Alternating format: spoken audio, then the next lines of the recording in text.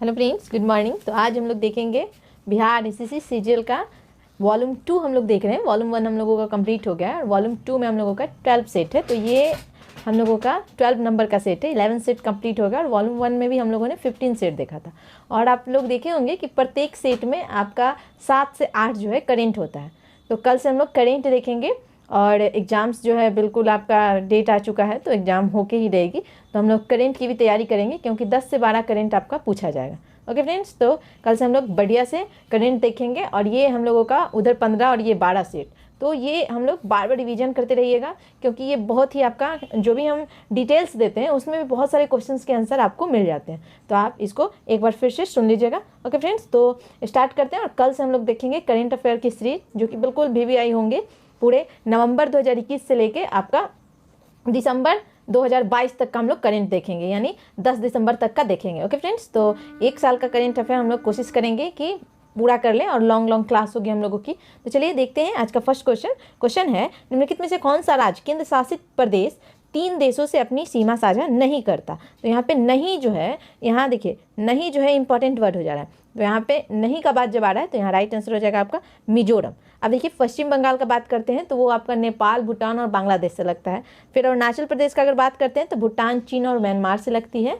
और सिक्किम एवं लद्दाख की सीमा का अगर बात करिएगा तो सिक्किम भी है आपका नेपाल, भूटान और चीन से, और लद्दाख की सीमा जो है चीन, अफगानिस्तान एवं पाकिस्तान से। तो यहाँ पे और मिजोरम जो है वो दो देशों के साथ अपनी सीमा साझा करता है, एक म्यांमार हो गया और एक बांग्लादेश। ओके फ्रेंड्स, तो यहाँ पे मिजोरम राइट आंसर हो जाएगा। चलिए देखते हैं क्वेश्चन नंबर 2। और आप लोग सबको आई थिंक इंडिया का मैप आप लोगों को आता होगा, तो इस क्वेश्चन के लिए इंडिया का मैप ज़्यादा हार्ड नहीं है तो वो जरूर देख लीजिए एक बार। तो इंडिया का मैप को देख लीजिएगा तो पूरे माइंड में कॉन्सेप्ट क्लियर होगा। तो इससे हम लोग बहुत सारे क्वेश्चंस जो है ज्योग्राफी हम लोगों का सही होता है। तो एक बार इंडिया का मैप जरूर देखिए। अगर आप लोगों को नहीं हो रहा होगा तो आप हमें कमेंट सेक्शन में कमेंट कीजिएगा, हम आपको इंडिया का मैप एक दिन बहुत अच्छे से बतला देंगे ट्रिक के माध्यम से। ओके फ्रेंड्स, चलिए देखते हैं क्वेश्चन नंबर 2। किस प्रकार के चट्टानों में कोयले के प्रचुर भंडार पाए जाते हैं। तो यहाँ पे कोयला जो है तो वो आपका राइट आंसर हो जाएगा गुंडवाना। गुंडवाना जो है ये कोयले की चट्टान भी इसे कहा जाता है। ओके, तो इसमें कोयला जो है क्या होता है प्रचुर मात्रा में, तभी तो इसे हम लोग कोयले का क्या कहते हैं, कोयले का चट्टान भी कहा जाता है। अब यहाँ पे आपको धारवाड़ दिख रहा है तो धारवाड़ में लोहा और अन्य खनिज जो होते हैं वो प्रचुर मात्रा में है। अब विंध्य चट्टान जो है, यहाँ पे विंध्य भी दिख रहा है, तो विंध्य चट्टानों में से भवन निर्माण सामग्री का खनन होता है। और यहाँ पे टर्शियरी है तो यहाँ पे पेट्रोलियम पदार्थ पाए जाते हैं। ओके फ्रेंड्स, चलिए नेक्स्ट है भारत का एकमात्र अंतर्वाही नदी। तो यहाँ पे अंतर्वाही नदी जो है तो ये हो जाएगा आपका लूनी। अंतर्वाही मीन्स आप लोग समझते होंगे जो क्या होता है कि आपका जो है बहते बहते जो है नदी कहीं भी जो है भूमि में लुप्त हो जाती है, उसे हम लोग अंतर्वाही बोलते हैं। तो ये मात्र भारत की एकमात्र नदी है लूनी, जो कि अंतर्वाही नदी है। और इसकी सहायक नदियाँ का बात करते हैं तो ये भी इंपॉर्टेंट हो जाता है, जोबाई, सुकरी एवं जोजारी, ये इनकी सहायक नदी। ओके फ्रेंड्स, चलिए नेक्स्ट देखते हैं। जम्मू कश्मीर में स्थित प्रमुख दर्रों का सही क्रम उत्तर से दक्षिण है। तो उत्तर से दक्षिण की ओर आपको सही क्रम बताना है। तो यहाँ पे आपका राइट आंसर हो जाएगा सी। तो देखिए उत्तर से दक्षिण की ओर आपको आना है। कल भी हमने आपको बतलाया था ट्रिक। तो यहाँ देखिए बुर्जिल दर्रा, पीर पंजाल, जोजिला और बनिहाल। इसलिए बोल रहे हैं मैप आप लोगों का क्लियर होना चाहिए। मैप में आप लोग बहुत सारे कॉन्सेप्ट जो है हम लोगों का क्लियर होता है। तो याद रखिएगा, देखिए बुर्जिल दर्रा हम लोग क्रम सजा कैसे रहे हैं, तो यहाँ पे उत्तर से दक्षिण की ओर, ये इंपॉर्टेंट हो जाता है, यानी ऊपर से नीचे की ओर आ रहे हैं, ऐसे आ रहे हैं। तो यहाँ बुर्जिल, फिर आपका पीर पंजाल, फिर आपका आता है जोजिला, तो यहाँ पे जोजिला हो गया, और फिर है आपका बनिहाल। ओके फ्रेंड्स, तो BJJB ऐसे याद रखिएगा। चलिए नेक्स्ट देखते हैं क्वेश्चन। निम्न में कौन सा जिला केरल राज्य में स्थित है। तो यहाँ पे केरल राज्य में कौन सा जिला स्थित है, तो यहाँ आपका राइट आंसर हो जाएगा माहे। माहे जो है ये आपका देखिए पुडुचेरी का कौन सा जिला केरल राज्य में स्थित है। यहाँ पे पुडुचेरी जो है उसका कौन सा जिला जो है केरल राज्य में है। तो पुडुचेरी जो है आपको केंद्र शासित प्रदेश है और उसके अंतर्गत 4 जिले आते हैं। पुडुचेरी में मात्र 4 जिले हैं, जिसमें माहे जो है केरल राज्य में, और यमन जो है ये आपका आ जाता है आंध्र प्रदेश में। और फिर बात करते हैं पुडुचेरी एवं कराइल, तो ये तमिलनाडु में है, यानी ये आपका आंध्र प्रदेश यानी AP में आ जाता है। और ये माहे आपका केरल में आ गया, और पुडुचेरी या कराइल ये दोनों आपका कहाँ आ जाता है, तो ये आ जाता है तमिलनाडु में। ओके फ्रेंड्स, तो यही आपके 4 जिले हैं, यहाँ से याद रखिएगा TN से। ओके फ्रेंड्स, चलिए नेक्स्ट देखते हैं क्वेश्चन।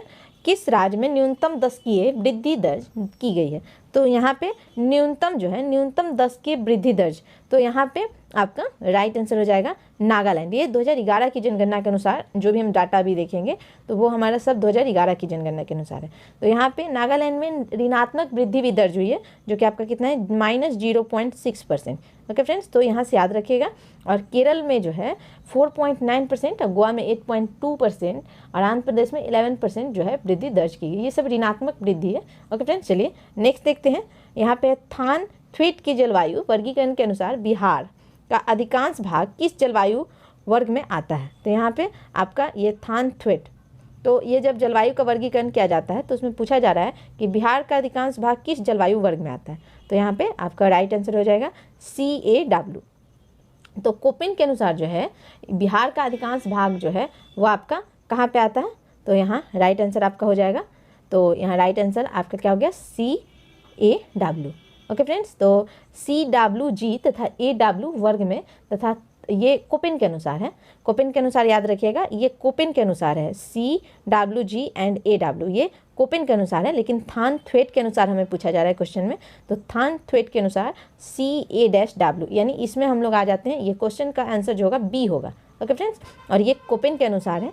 और बात करते हैं तो बहुत सारे, तो एक आपका आता है त्रिवाटी, तो उनके अनुसार CAW और दक्षिणी भाग में AW आता है। तो ये 3-4 जो है वो कंपनी यानी जो विभाग बोलते हैं वो अपना देती है डेटा, तो उसके अनुसार प्रत्येक जगह आपका अलग अलग भाग में इसे रखा जाता है। ओके फ्रेंड्स, चलिए नेक्स्ट देखते हैं क्वेश्चन। जनगणना 2011 के अनुसार बिहार की किस जिले में न्यूनतम लिंगानुपात है? तो यहाँ पे आपका राइट आंसर हो जाएगा मुंगेर। यहाँ पे न्यूनतम लिंगानुपात का बात किया जा रहा है, तो यहाँ पे मुंगेर में सबसे कम यानी 876 यानी 876 जो है लिंगानुपात, तो समझते हैं यानी 1000 पुरुषों पे जो है महिला कितना है 876, इसे हम लोग लिंगानुपात बोलते हैं। इसका सेकंड नंबर पे हम लोगों का भागलपुर आता है 880, 1000 पुरुषों में 880 महिलाएं। थर्ड है हमारा खगड़िया 886 यानी 1886, और शिवहर जो है वो 4 नंबर पे 893, क्योंकि आजकल एग्जाम्स में फर्स्ट रैंक नहीं पूछ के थर्ड सेकंड की सभी पूछता है, तो याद रखिएगा मुंगेर, फिर भागलपुर, फिर खगड़िया और फिर शिवहर। ओके फ्रेंड्स, चलिए नेक्स्ट देखते हैं क्वेश्चन। निम्नलिखित में से कौन सा कथन सही नहीं है? तो यहाँ पे फिर ध्यान देने वाली बात है आपका नहीं, यहाँ पे तो हम लोग जल्दी में नहीं तो छोड़ ही देते हैं। तो यहाँ पे आपका नहीं सही नहीं है, तो यहाँ पे D, एशिया महाद्वीप में देशों की संख्या सबसे अधिक है, तो ये आपका गलत है। हम लोगों को पता है कि आपका महाद्वीप की संख्या कितना है 7, और एशिया, यूरोप, अफ्रीका, उत्तरी अमेरिका, दक्षिणी अमेरिका, ऑस्ट्रेलिया एवं अंटार्कटिका, ये हमारे पास 7 महाद्वीप हैं। और महाद्वीप की औसत ऊंचाई जो है समुद्र तल से 100 मीटर यानी 100 मीटर है, जबकि महासागरों की औसत गहराई समुद्र तल से 4000 मीटर है। तो याद रखिएगा महाद्वीप की ऊंचाई समुद्र तल से 100 मीटर और महासागर की गहराई जो है वो 4000 मीटर है। एशिया जनसंख्या और भूमि क्षेत्र दोनों के हिसाब से दुनिया का सबसे बड़ा महाद्वीप है, और एशिया में कुल देश की संख्या अगर की जाए बात तो 48 है, और अफ्रीका में सबसे अधिक है 54। तो यहाँ पे आपका बोला था एशिया महाद्वीप में देश की संख्या अधिक है, तो ये गलत है। देश की संख्या हमारे पास 48 ही है एशिया में, हम लोग भारत जो है एशिया में ही आता है, और अफ्रीका सबसे अधिक यानी 54 देश वहाँ पे है। ओके फ्रेंड्स, तो एरिया वाइज और जनसंख्या वाइज एशिया जो है वो ज़्यादा है, पॉपुलेशन भी हमारे पास ज़्यादा है और एरिया भी हमारे एशिया का ज़्यादा है, लेकिन देश जो है 48 और सबसे अधिक देश जो है आपका किसमें है? तो अफ्रीका में। ओके फ्रेंड्स, चलिए नेक्स्ट देखते हैं क्वेश्चन। कौन सा देश स्थल रुद्ध नहीं है?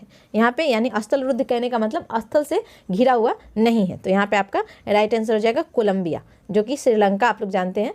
तो ये आपका कहाँ है? तो ये स्थल रुद्ध नहीं है। ओके फ्रेंड्स, चलिए नेक्स्ट देखते हैं क्वेश्चन। सबसे ऊंचा जलप्रपात कौन है? तो सबसे ऊंचा जो है जलप्रपात यहाँ पे एंजिल जलप्रपात सबसे ऊंचा हो जाएगा, जो कि वेनेजुएला देश में स्थित है, जिसकी ऊंचाई है 979 यानी 979 मीटर। यहाँ पे याद रखिएगा, तो एंजिल जलप्रपात जो है सबसे ऊंचा जलप्रपात है, यह कैरो नदी पर स्थित है, यह भी इम्पॉर्टेंट है। और यहाँ पे देखिए अब नियाग्रा जलप्रपात, इसके बारे में भी जान लेते हैं। तो ये अमेरिका के न्यूयॉर्क और कनाडा के ओंटारियो प्रांतों के मध्य अंतर्राष्ट्रीय सीमा पर बहने वाली नियाग्रा नदी पर स्थित है, तो यहाँ से आपका नियाग्रा नदी पे ही है ये।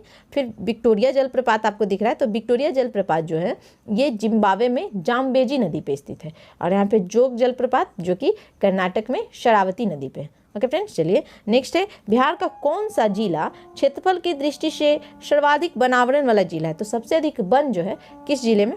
तो यहाँ पे आपका राइट आंसर हो जाएगा बी, कैमूर जो है वहाँ पे सबसे अधिक जो है आपका क्या हो जाएगा, वन वाला जिला है। नेक्स्ट देखते हैं क्वेश्चन।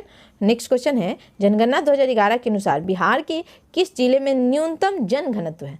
तो यहाँ पे आपका राइट आंसर क्या हो जाएगा, न्यूनतम जनघनत्व का बात करते हैं तो वो भी हो जाएगा आपका कैमूर।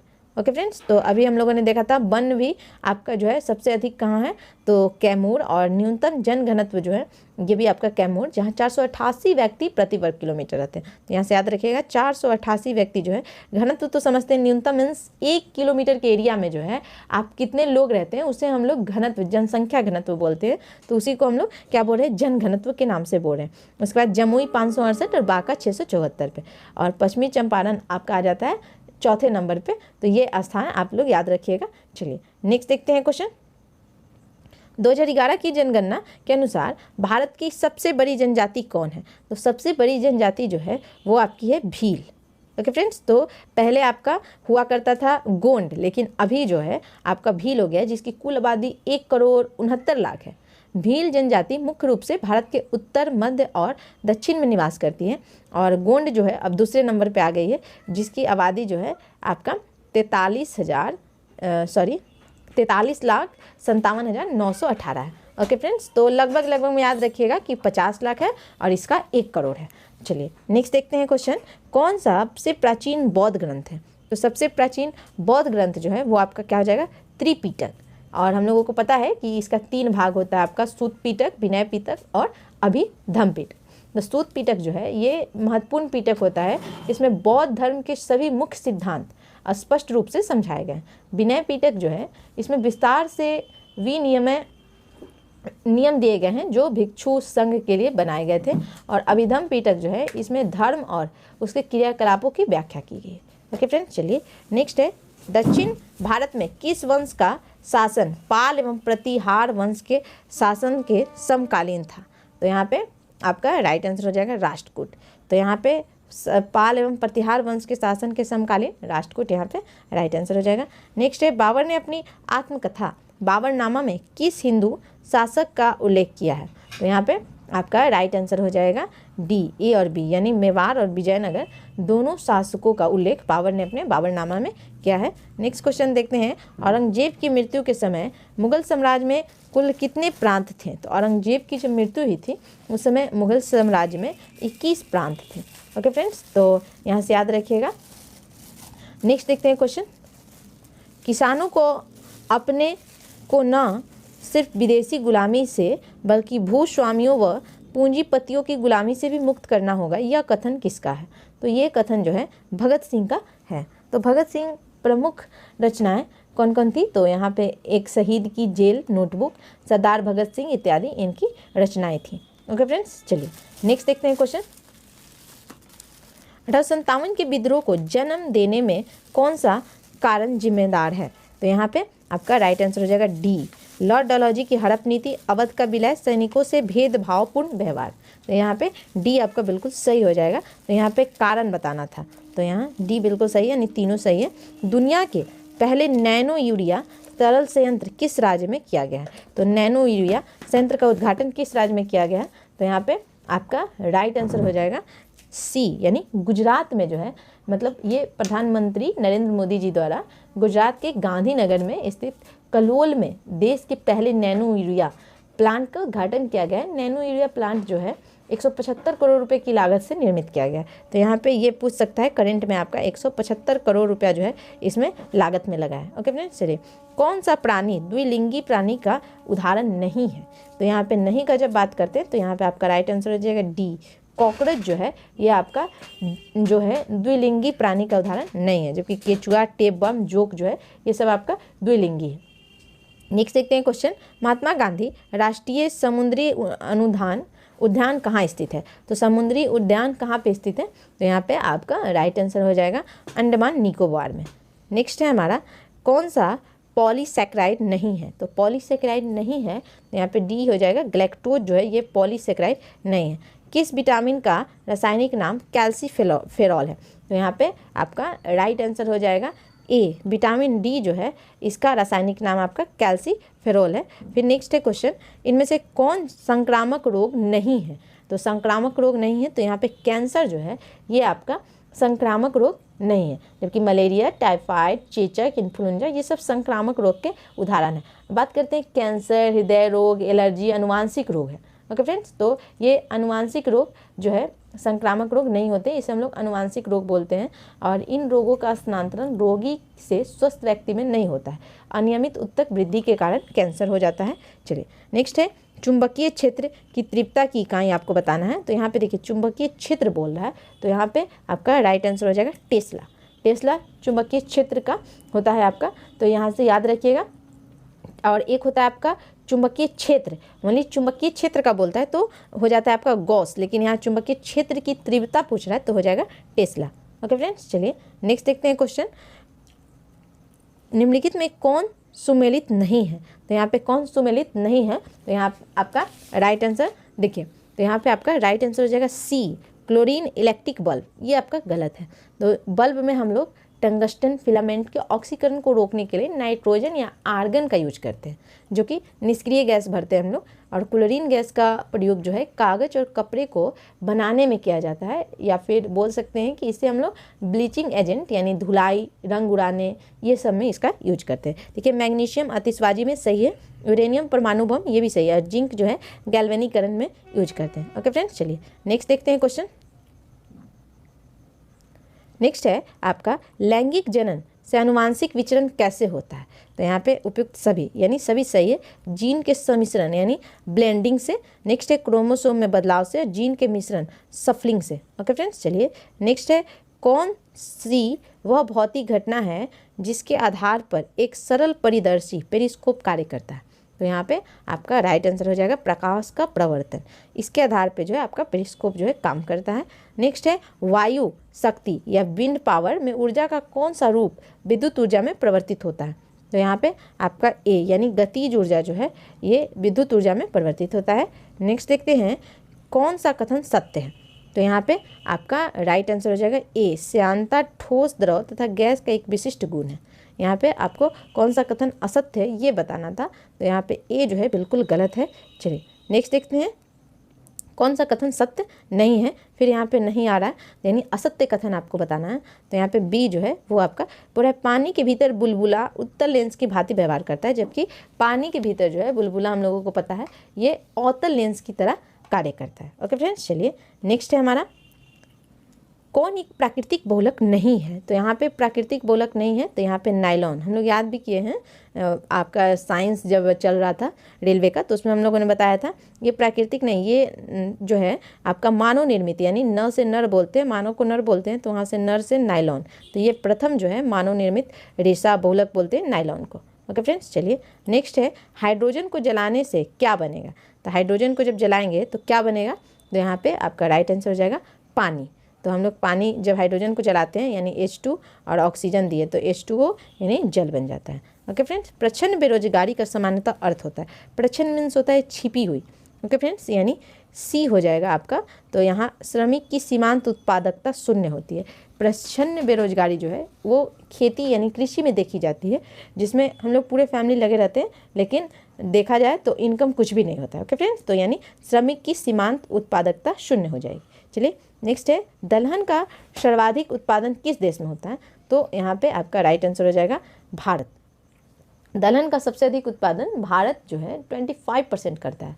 उसके बाद आपका 2 नंबर पे आता है स्पेन। ओके फ्रेंड्स, चलिए नेक्स्ट देखते हैं क्वेश्चन है 15वें वित्त आयोग ने राज्यों की हिस्सेदारी कितने प्रतिशत रखने की सिफारिश की है? तो यहाँ पे राज्य की हिस्सेदारी की बात करते हैं तो ये है आपका 41%। यहाँ पे आपका ये सिफारिश किया गया है, और जबकि 14वें वित्त आयोग में राज्यों की हिस्सेदारी 42% रखने की सिफारिश की थी। राज्यों को 41% हिस्सेदारी के तहत 2021-26 की अवधि में 42.2 लाख करोड़ रुपए मिलेंगे और 10.33 लाख करोड़ रुपए अनुदान राशि के रूप में मिलेंगे। ओके फ्रेंड्स, तो ये आपका 15वें वित्त आयोग में इंपॉर्टेंट है, 41% हिस्सेदारी राज्यों को मिलेगी। नेक्स्ट है कौन सा भारतीय कृषि की निम्न उत्पादकता का कारण नहीं है? तो यहाँ पे आपका राइट आंसर हो जाएगा सहकारी कृषि।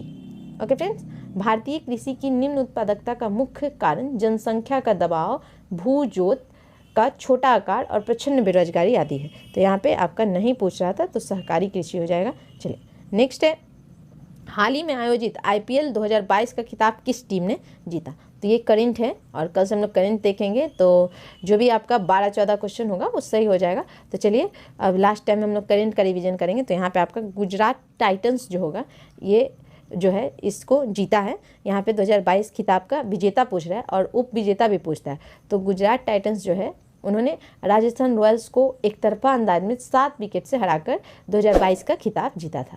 और इसकी स्थापना IPL की बात करें तो 2007 में BCCI यानी भारतीय क्रिकेट कंट्रोल बोर्ड समिति द्वारा की गई थी। ओके फ्रेंड्स, चलिए बिम्स्टेक के संबंध में कौन सा कथन सही नहीं है? तो यहाँ पे डी जो है बिल्कुल सही हो जाएगा। देखिए सही नहीं है पूछ रहा है, तो यहाँ देखिए इसकी स्थापना 6 जून 1997 को हुई थी। इसका मुख्यालय ढाका बांग्लादेश में है और ये दक्षिण एशिया और दक्षिण पूर्व एशिया के बीच संपर्क प्रदान करता है।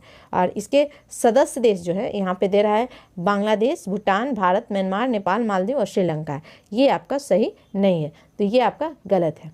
तो यहाँ पे याद रखिएगा, तो ये बंगाल की खाड़ी के किनारे स्थित 5 देश, इसमें कौन कौन है? भारत, बांग्लादेश, म्यांमार, थाईलैंड एवं श्रीलंका। और अन्य 2 देश नेपाल एवं भूटान का क्षेत्रीय संगठन है। मालदीव जो है इसका सदस्य नहीं है। तो जब भी क्वेश्चंस में देता है तो यहाँ पे मालदीव दे देता है, जो कि गलत है। तो ये नहीं है, तो ये जहाँ देखिएगा उसको हटा दीजिएगा। याद रखते हम लोग बिम्स्टेक में माल नहीं है, ठीक है, वहाँ से हटा दीजिएगा, यानी मनी नहीं है। चलिए नेक्स्ट देखते हैं क्वेश्चन, भारत की प्रथम महिला सांसद कौन थी? तो यहाँ पे महिला सांसद वो भी प्रथम, तो यहाँ पे आपका राइट आंसर हो जाएगा राधाबाई सुब्बारायन। ये आपकी प्रथम महिला सांसद 1938 में सांसद बनी थी। और भारत की प्रथम महिला केंद्रीय मंत्री राजकुमारी अमृता कौर थी। ओके फ्रेंड्स, तो जो 1947 से 57 तक भारत सरकार में स्वास्थ्य मंत्री रही थी। रजिया सुल्तान ये आपकी भारत की प्रथम जो थी महिला शासिका बनी थी। नेक्स्ट है हमारा, मार्च 2022 में 5वीं आपका संयुक्त राष्ट्र पर्यावरण सभा कहाँ संपन्न हुई? तो यहाँ पे आपका राइट आंसर हो जाएगा नैरोबी। यहाँ पे पर्यावरण सभा का संपन्न हुआ था, तो नैरोबी राइट आंसर। नेपाल की संसद का नाम क्या है? तो नेपाल की संसद का नाम है राष्ट्रीय पंचायत, यानी बी बिल्कुल सही है। नेक्स्ट है, अंतर्राष्ट्रीय श्रम संगठन ILO का गठन कब हुआ था? तो यहाँ पे आपका राइट आंसर हो जाएगा 11 अप्रैल 1919 को। तो यहाँ इसका मुख्यालय जो है जिनेवा स्विट्जरलैंड में है और इसका लक्ष्य है संसार के श्रमिक वर्ग की श्रम और आवास संबंधी अवस्थाओं में सुधार करना। ओके फ्रेंड, चलिए नेक्स्ट देखते हैं क्वेश्चन,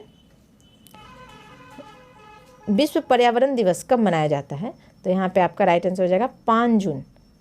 कांचीपुरम मंदिर किस शहर में अवस्थित है? तो ये है आपका चेन्नई में, जो कि पल्लव राजा द्वारा बनाया गया था। और इस मंदिर को 8वीं शताब्दी में राजा नरसिंहवर्मन द्वितीय यानी राज सिंह ने अपनी पत्नी की प्रार्थना पर बनवाया था। चलिए नेक्स्ट देखते हैं, भारतीय संविधान के किस अनुसूची में शपथ का प्रावधान है? तो यहाँ पे शपथ ग्रहण का प्रावधान जो है ये अनुसूची 3 में है। तो यहाँ भारत के संविधान में केंद्र राज्यों के बीच किया गया शक्तियों के विभाजन में से किसमें उल्लेखनीय योजना पर आधारित है? तो यहाँ पे आपका राइट आंसर हो जाएगा भारत सरकार अधिनियम 1933। नेक्स्ट है, संविधान सभा के चुने गए पहले अस्थायी अध्यक्ष। तो पहले अस्थायी अध्यक्ष का बात करते हैं तो वो थे आपके डॉक्टर राजेंद्र प्रसाद, जो 9 दिसंबर 1946 को संविधान सभा की प्रथम बैठक के अध्यक्ष था। और अस्थायी अध्यक्ष जो थे वो थे आपके डॉक्टर सच्चिदानंद सिन्हा। और 11 दिसंबर 1946 को संविधान सभा ने डॉक्टर राजेंद्र प्रसाद को निर्विरोध संविधान सभा के अस्थायी अध्यक्ष के रूप में चुना था। तो 9 दिसंबर को संविधान सभा की प्रथम बैठक हुई थी और 11 दिसंबर को इन्हें जो है अस्थायी अध्यक्ष के रूप में चुना गया था। चलिए नेक्स्ट है, निम्नलिखित में से किस व्यक्ति ने संविधान की प्रस्तावना को राजनीतिक जन्म पत्री कहकर संबोधित किया था? तो यहाँ पे कौन थे? तो के मुंशी जो थे, इन्होंने संविधान की प्रस्तावना को राजनीतिक जन्म पत्री कह के संबोधित किया था। ओके फ्रेंड्स, चलिए और देखते हैं, यहाँ पे संविधान का परिचय पत्र किसने कहा था? तो NN पालकीवाला ने संविधान को जो है प्रस्तावना को संविधान का परिचय पत्र कहा था। और अल्लादी कृष्ण स्वामी अय्यर के अनुसार जो है संविधान की प्रस्तावना हमारे दीर्घकालिक सपनों का विचार है। तो ये लोगों के कथन है, तो याद रखिएगा। चलिए निम्नलिखित में कौन सुमेलित नहीं है? तो यहाँ पे आपका गलत चुनना है क्योंकि यहाँ पे नहीं दिया हुआ है। तो यहाँ आपका राइट आंसर बी हो जाएगा। अनुच्छेद 216 उच्च न्यायालय एक अभिलेख न्यायालय है, ये आपका क्या है? गलत है। तो यहाँ पे 216 में उच्च न्यायालयों का गठन का बात किया गया है। अब यहाँ पे आपका जो है 215 है, उसमें ये कहा गया है कि उच्च न्यायालय एक अभिलेख न्यायालय। ओके फ्रेंड्स, यहाँ पे ये सही है आपका 129 सर्वोच्च न्यायालय एक अभिलेख न्यायालय है, ये सही है। और सर्वोच्च न्यायालय को रिट जारी करने की शक्ति 139 में और 226 में उच्च न्यायालय को रिट जारी करने की शक्ति है। ओके फ्रेंड्स, चलिए नेक्स्ट है कौन सा राज्य आवश्यक तत्व नहीं है। तो यहाँ पे आपका राइट आंसर हो जाएगा डी, संविधान। राज्य के 4 आवश्यक तत्व होते हैं, जनसंख्या, भूभाग, सरकार और संप्रभुता। यहाँ पे आपका संविधान जो है ये आवश्यक तत्व नहीं। चलिए नेक्स्ट देखते हैं, निम्नलिखित में से किसी संविधान द्वारा मौलिक अधिकारों को लागू करने की शक्ति दी गई है। यहाँ पे डी बिल्कुल सही हो जाएगा, सर्वोच्च न्यायालय एवं उच्च न्यायालय को। यहाँ पे संविधान द्वारा मौलिक अधिकारों को लागू करने की शक्ति, तो यहाँ पे आपका राइट आंसर हो जाएगा सर्वोच्च न्यायालय एवं उच्च न्यायालय को ये शक्ति दी गई है।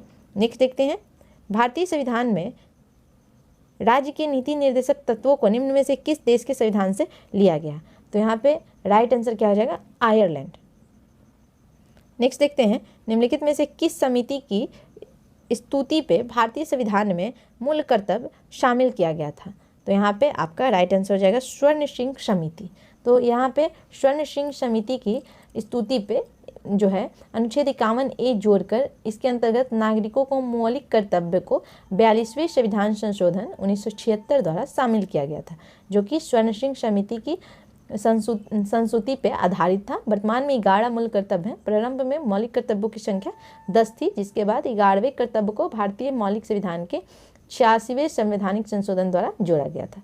ओके फ्रेंड्स, चलिए राष्ट्रपति के निर्वाचन मंडल के सदस्य नहीं होते हैं। तो यहाँ पे आपका राइट आंसर हो जाएगा सी, दिल्ली और पुडुचेरी विधानसभाओं के सभी सदस्य। ओके फ्रेंड्स, चलिए नेक्स्ट देखते हैं क्वेश्चन, मंत्रिपरिषद व्यक्तिगत रूप से किसके प्रति उत्तरदायी होती है। तो यहाँ पे आपका राइट आंसर है ए, राष्ट्रपति के प्रति। नेक्स्ट है हमारा, निम्नलिखित में से कौन संसद के दोनों सदनों की संयुक्त बैठक की अध्यक्षता करता है।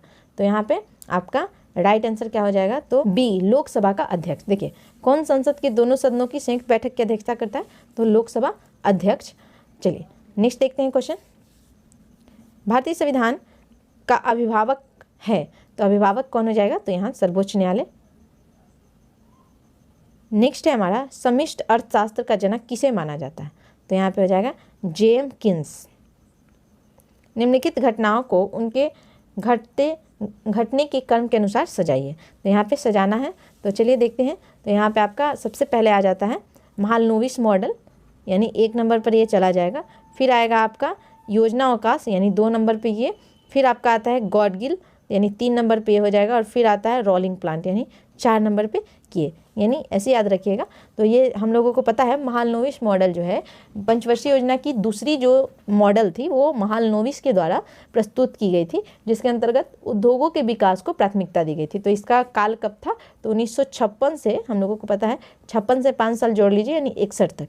ओके फ्रेंड्स, फिर 2 नंबर पर आता है योजना अवकाश, जो कि 1966 से 69 तक था, यानी 66 से 69 तक आपका योजना अवकाश था। और इसे जो है आपका चीन तथा पाकिस्तान के युद्ध के कारण किया गया था। चलिए फिर थर्ड नंबर में हम लोगों का गॉडगिल समझौता, चतुर्थ पंचवर्षीय योजना जो थी, यानी 69 से लेकर 74 तक, ये हमारा गॉडगिल समझौता, जिसे चतुर्थ पंचवर्षीय योजना भी बोलते हैं, ये DR गॉडगिल मॉडल पे आधारित थी। और यहाँ पे रोलिंग प्लान आता है, जो कि आपका 78 से लेके, यानी 1978 से 83 तक के समय में था। और अनवरत योजना अथवा आवर्ती योजना, जिसे रोलिंग प्लान बनाई गई, लेकिन 1980 में इसे समाप्त कर दिया गया था। ओके फ्रेंड्स, चलिए नेक्स्ट देखते हैं क्वेश्चन, भारत में किस समिति ने त्रिस्तरीय पंचायती राज व्यवस्था की सिफारिश की थी। तो यहाँ पे आपका राइट आंसर हो जाएगा बलवंत राय मेहता। याद कैसे रखते हैं, देखिए त्रिस्तरीय यानी 3, और बलवंत राय में 3 नाम है, बलवंत राय मेहता, तो वहाँ से याद रखिएगा। भारत में त्रिस्तरीय जो है राज्य व्यवस्था की स्थापना बलवंत राय मेहता ने 1957 में की थी। और समिति की सिफारिशों के आधार पर ही राजस्थान की विधानसभा ने 2 सितंबर 1959 यानी 1959 को पंचायती राज अधिनियम पारित किया था। जवाहरलाल नेहरू ने 2 अक्टूबर 1959 को राजस्थान के नागौर जिले में पंचायती राज का उद्घाटन किया था। ओके फ्रेंड्स, चलिए नेक्स्ट देखते हैं। भारत सरकार ने पर्यावरण संरक्षण अधिनियम लागू किया था, तो ये कब किया था, तो यहाँ राइट आंसर हो जाएगा 1986। नेक्स्ट है आंतरिक सुरक्षा अकादमी अवस्थित है। तो आंतरिक सुरक्षा अकादमी आपका कहाँ अवस्थित है? तो यहाँ पे हो जाएगा आपका माउंट आबू। ये गृह मंत्रालय के अंतर्गत आंतरिक सुरक्षा अकादमी जो है वो माउंट आबू में स्थापित किया गया है। नेक्स्ट देखते हैं प्रिंस ऑफ वेल्स कप किस खेल से संबंधित है? तो प्रिंस ऑफ वेल्स कप जो है ये गोल्फ से संबंधित है, और गोल्फ से जुड़े अन्य कप जो हैं आपके वॉकर कप हो गए, circuit cup, Ryder cup, Dunhill cup, ये सब आपके गोल्फ से जुड़े हुए हैं। चलिए नेक्स्ट है बिहार में बाढ़ के कारणों में कौन सही नहीं है? तो यहाँ पे आपको सही नहीं पहचानना है, यानी सी, बिहार में बहुउद्देशीय परियोजना, ये आपका बाढ़ का। देखिए बिहार में हिमालय नदियों का प्रभाव, ये है आपका नदियों द्वारा मार्ग बदलना और मानसून के समय अधिक वर्षा, लेकिन ये आपका जो है गलत है। नेक्स्ट देखते हैं क्वेश्चन, निम्नलिखित में से बिहार का कौन सा जिला नेपाल के साथ सीमा साझा नहीं करता है? तो यहाँ पे नहीं का बात आ रहा है, तो यहाँ राइट आंसर हो जाएगा मधेपुरा, जबकि मधुबनी, पश्चिमी चंपारण और सुपौल तीनों जो है नेपाल के साथ आपका सीमा जो है स्पर्श करता है।